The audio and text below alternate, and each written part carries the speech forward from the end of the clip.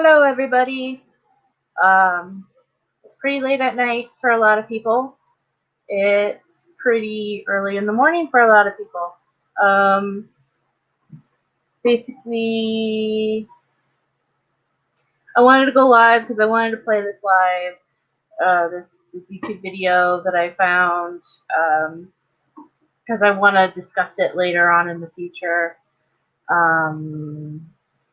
But this was the best way I can think of to do it because I didn't want.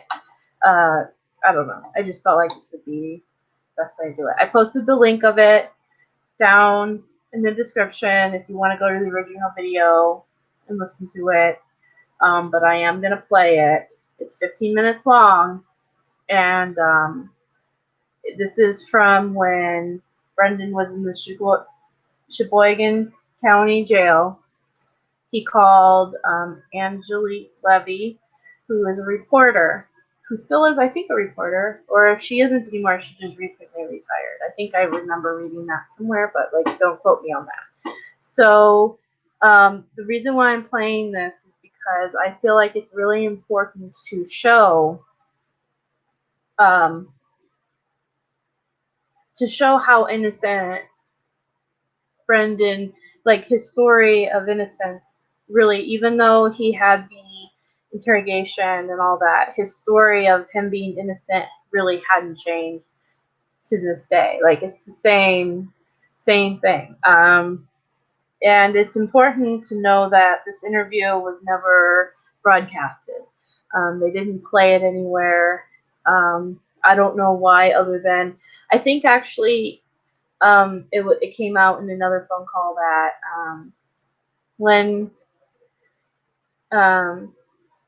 Meow basically stopped it from happening. You know, it's within Len's best interest to keep Brendan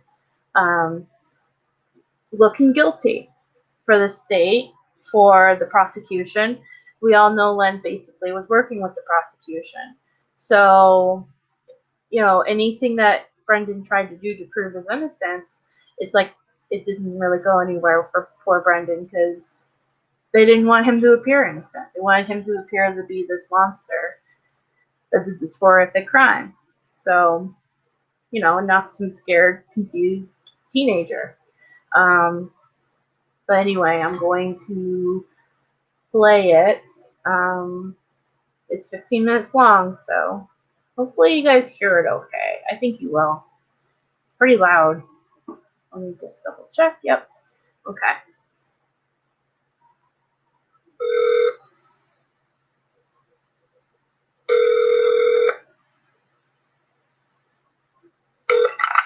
This is CDS 5. It's Angenette. Hello? Hello, this is a collect call from Brendan. An inmate at the Sheboygan County Jail. To accept charges, press 0. To refuse charges, press 1. To prevent calls from this facility, press 6. For a rate quote, press 7. Hello, this is a collect call from Brendan.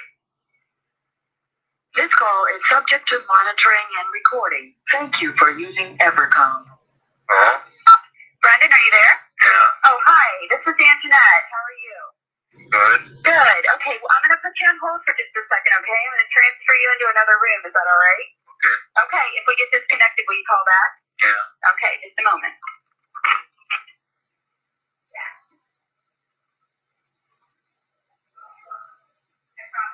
Okay, thanks.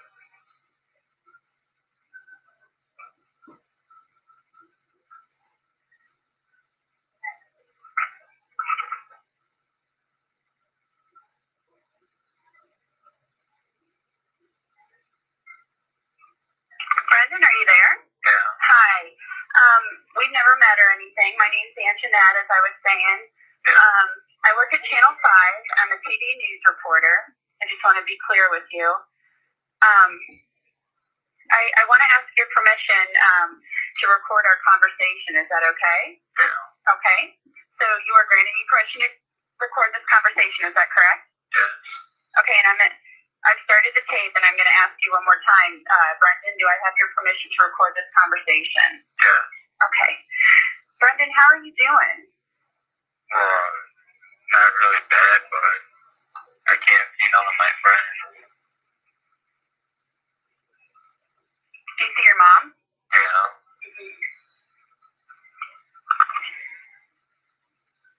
Now, Brendan, I was just wondering, your mom was saying you want your side of the story told with all of this. I know you got arrested on March 1st, and the police said that you told them, you know what the police said, that they said that you and you told them that you and your uncle killed and raped Teresa. Yeah. What is your side of that story? What do you have to say about that? You said you want your side of the story told. Well, my story is, I came home from school at 2:45, started walking down the road, and me and Blaine were talking about who would get the phone first to call our friends, you know.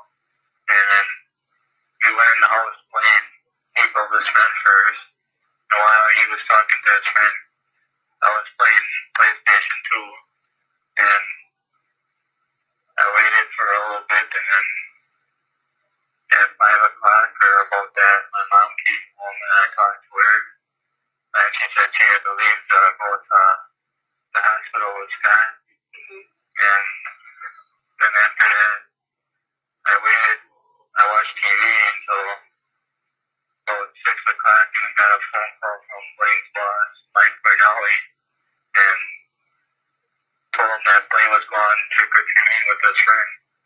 And after that, I watched TV until 7, and Steven called. He asked me if I wanted to come over to the bonfire, so I told him I would, and I did, and then he told me that I was gonna help him clean up the yard. So we did it, and we picked up fan seat, wood, and some tires for the fire, and we picked that stuff up, and then we brought it to the fire, and we threw some of it on, and we went into the garage, and there was a puddle on the floor of some reddish black stuff, but I didn't know what it was from, but it was like, I don't know, it was like probably 5 feet by 5 feet puddle or something, and so I cleaned it up with some older eggs, and we threw the stuff in the fire at that, and then I waited, we sat there watching the fire, and then we threw some of the stuff on, and my mom came home at 9, and she went into the house and called Steven on her cell phone to tell him that I was supposed to be home at 10 o'clock, and if I had a sweater on, and so we waited for the fire to go down, and then he told me to go home to get some sleep for school tomorrow, the next day. And after that, I talked to my mom a little bit, then went to bed. Well, you said you were hanging out in the house with your brothers? Yeah. Which ones were those? I know you have 3 brothers. Well, Blaine was the only one there. Oh, okay. Oh, because you guys came home from school. Yeah. Okay, that's what it said in some papers they had in court. Yeah. So you said you guys were hanging out in the house watching playing Game Boys and watching TV. Yeah. What were you guys watching on TV? Some music videos. Oh, okay. Like what station is that? Channel 333. Oh, okay. Like, I don't know, VH1 or something? MTV. Oh, MTV. Oh, yeah, VH1's probably like, for somebody more my age, probably like a little older music and stuff like that. Okay. Well, and you said you didn't even go over until Steven called you? Yeah. And that was 7 o'clock? Yeah. Well, where do you think the cops are getting all this stuff about you getting off the bus and getting the mail and stuff? I don't know. No? But I didn't do that because I never get the mail. And how can I ride a bike because I don't got one? Because mine's junk because my gear gauge is busted. And you didn't go over to Steven's house at all after school? No. when the cops were talking to you, because we haven't seen that videotape, they said that you are the one that said, you saw Teresa's car in the garage and the fire pit going. There was a big fire in there and everything. Well, the fire was started before I got there. So when you got home from school, you didn't see the fire? No. And you didn't see Teresa's car in the garage?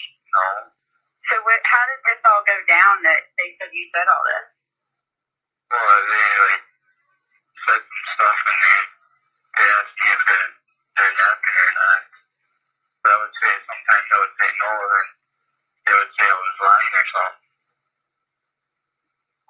But that one cop, he was up there testifying, he said you provided all the detail. Not really. Well, what is that? What do you mean, not really?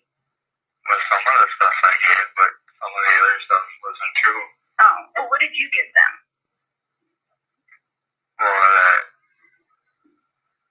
when they asked me what I did all over there, I told them that I was just over to the bomb for the first interview. And they said that next day, the time that they arrested me, that they knew all the stuff that happened. Mm-hmm. Yeah.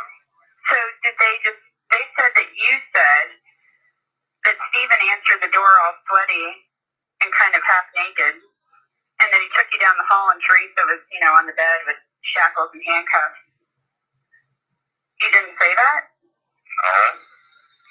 Where did they get that you said that? I don't know. Do you think if I went to the cops, Brendan, and said, hey, we need to do a story on this, and, why don't you let us watch the tape? We won't put it on TV or anything, but maybe we could just view it. You wouldn't be saying that? You wouldn't be saying you saw Teresa shackled and handcuffed to the bed? Not really. Not really? No. And you didn't have sex with Teresa? They said that you had sex with her? No. And that she was, screaming for help and, saying Brendan, well, I guess she didn't know your name, but she was saying you can stop this. Crying, you can stop this, you can stop this. Yeah. And that she was begging you to save her. Well, what I know, I never seen her in my life besides that one day when she was on the news, when she was missing. Because my mom called that one day and told me to turn on the news and watch it because she was a little late. Because she was what? She was a little late she was coming home from work. Mm-hmm. So she told me to turn it on before she got there to see what was on. Well, did you feel like when these cops were talking to you that they were mean to you? They yell at me sometimes. They yelled at you? Yelled at you? Yeah. Which one of them yelled at you?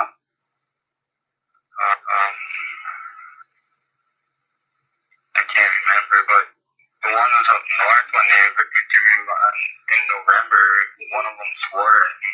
Oh, really? You don't remember his name? No. Okay. But the guys that interviewed you, when they said that you told them all this stuff? Yeah. There's like a tall guy and then like a short guy. Yeah. I think he's got kind of balding. Yeah. Which one of them yelled at you? Mark, I think. Mark? Yeah. Okay.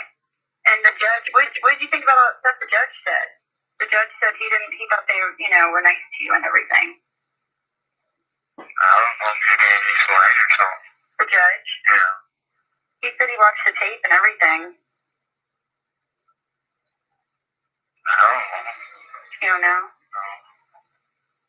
He said he saw it, that you willingly said that, you participated. And I'm not trying to pressure you, I'm just asking you because, that's what we do. But he said that you willingly said, I raped Teresa, I slit her throat, that Stephen told you to slit her throat, and but Teresa didn't die yet, and that then Stephen strangled her, and he had blood all over his hands. That's what it says in the criminal complaint. No. That's not true? No. I can't look at blood because if I do it, it's like a black blood or a feed. I feed. Did you know that I talked to Steven a while back on the phone? I don't recall. He said that he loves you all, you know, his nephews. Yeah. I mean, you love Steven? Yeah. Like, he's probably, I mean, you guys are probably close. Yeah. I mean, he said he just hang out with you guys, like, his nephews is what he said. He would hang out with you guys all the time. Yeah, he would bring me places. Like, he would take me out to eat, and he said that if I would help him with it, he was fixing cars, you know? Mm-hmm. He said if I would help him, he would help me find the car. Well, what all kind of stuff did you do together? Well, we would go up north riding, like, jeeps and that around, and go fishing, and have fires and go swimming. Do you guys hang out outside, or not outside, but when you come home from school and stuff, did you guys ever hang out? Not usually, because he works until 5. But that day he said he left work early. Yeah. Because he said, like, he told me he was, like, hanging out at his house all day. Yeah. You didn't see him when you came home? No. And you said you never saw Teresa before? No. I was talking to your attorney yesterday, and he just briefly mentioned that there had been some discussions back and forth. And then I guess he told another station that, you know, there's something about you pleading guilty. And maybe testifying, I guess, against Steven. What do you think of that? Well, when they interviewed, I was a little nervous, because I'm shy a little bit, and you know, I don't know. I mean, but do you understand what I'm saying about you pleading guilty? Yeah. That they want you to say you did it. Well, at first I thought that they were, like, trying to get Steven for something he didn't do again. And after I heard that they had evidence on him, I lost confidence in that. Well, do you think Steven did that? You have 1 minute left. Not really. Brendan, they were saying they have some evidence that corroborates your version of events, that you took part in this with your uncle. Yeah. What do you say about that? I don't know, maybe they're planting it or something. They're planting evidence against you? Yeah. But if I were to watch that tape, Brendan, would I see you saying that you raped Teresa? Well, You don't remember saying you raped Teresa? no. And that you slit her throat? No. And that Steven told you you did a good job after you raped her? No. Steven never told you you did a good job? No. So what do you think of all this? That it's bullshit. That you never saw Teresa naked on that bed? No. Thank you for using Evercom. Okay. Yeah. Sorry, just getting my thoughts together real quick. The audio actually gave me a little, like, some anxiety, so I'm kind of like, I hate it. Actually, I hate listening to his voice like this. I hate hearing the tone of his voice. I hate the whole entire thing. I think, hey, yeah, Shireen, not a lot of people know about this. It's in the phone calls. Briefly touching on that, you know, Brendan doesn't want us listening to his phone calls. They don't want, or he doesn't want people doing that. They're personal to him. This one was brought to my attention a while back ago. I listened to it a while back ago because it had to do with Angenette Levy and him talking.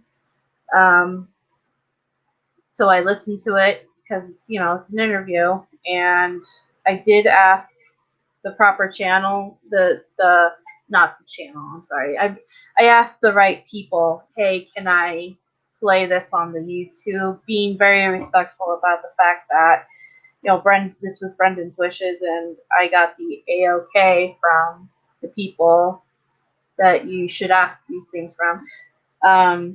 So I have permission to play this, and yeah, I kind of felt like I wanted to play it to kind of just show like exactly what I don't think Brendan realized 100% the horrible things that they tried to get him to say. I think he kind of just said it. And yeah, exactly. Because I ain't about listening to the other phone calls. I ain't about that at all. That's not. This phone call itself just made me physically sick. Like, to be perfectly honest, it makes me really sad, and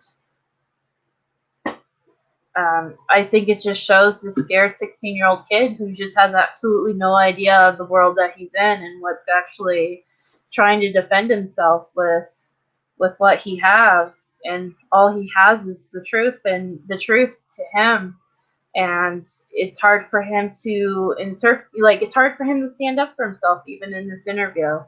You know, it was hard for him to communicate, and anything, it's just like you expect this kid to deal with courtroom situations and lawyers and shit. They took his parents away from him. They took his guardians away from him, and he had to do all this by himself.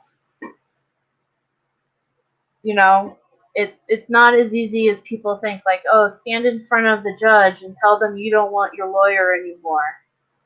But you have to do it yourself, and you're a shy, speech compromised teenager, kid. You're a kid. It's just, yeah, I guess also the interview to show like this hasn't changed. From the story continuously stays consistent. You know, he came home with his brother. He watched TV. He played games or whatever. Phone rang. He went over to Uncle Steven's and helped with the bonfire, picking up trash around the yard. Stood there. Steven told him to go home. You know, like, these are all things that consistently stayed with him as far as his truth. I mean, to be honest with you, when she's asking him, did you do this, did you do that, I don't think he really remembered saying half of the shit. Because it wasn't his truth. It was just awful things that they basically coerced him to say. So, yeah, that's basically why I wanted to show that. It's important to see this is a child. This isn't this adult that they're trying to make him out to be. This isn't a monster. This is a kid. And this kid was seriously let down by the system, by his own lawyer. You know, and like I said, I believe the reason why Angenette, however you say her name, didn't post or didn't run this story or this interview, because I think Glenn got in the way and said no, because he wants the world to see this kid, this kid who can't even stomach doing an interview, you know, be this guilty rapist and murderer, like somebody who's like throw a dead body on a fire, or like just awful. But yeah, I guess that's my little soapbox moment for the night with this, and yeah, it's just heartbreaking stuff. It's hard to wrap your mind around, and honestly, my coping mechanism is to make jokes and stuff like that. And earlier I was trying to you know, do that. But like, once you get down to the nitty gritty of it, this is not something this is sickening. This is absolutely sickening. So, with that awful note, yeah, I'll be taking off. Thank you, Cherie, for staying in the chat. And for the other viewer who's here, I know I only have 2 or 3. So thank you guys for being here at 9 o'clock and to listen to this awful phone call, but I felt kind of necessary to know about. Yeah, there's probably going to be more discussions about this in the future. I'm just not. I guess I kind of had all these thoughts, and actually sitting here listening to it again, you know, without, it just hit me. So anyway, have a good night, everybody.